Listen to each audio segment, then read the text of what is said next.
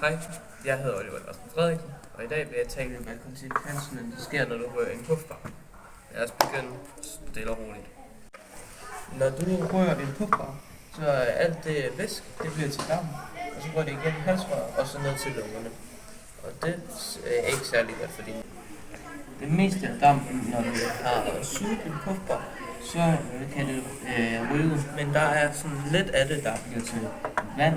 Og så noget vand, fordi hvis du bliver ved, så kan du risikere at drukne over, at du rører en puffbar. Så det er ikke særlig godt for dine lunger. Og så har vi noget til hjertet. Nu er vi færdige med lungerne.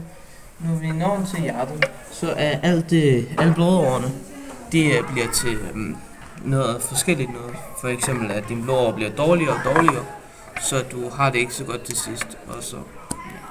Og så nu, når jeg ryger, så kan jeg faktisk nikotin, fordi der er også nikotin i cigaretter og det hele, så e-cigaretter og vapes og det hele er lige præcis det samme.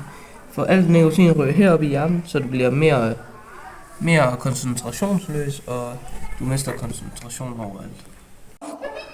Tak for i dag, og så var jeg bare lige en ting at sige. Stop puffbar, eller vi stopper dig.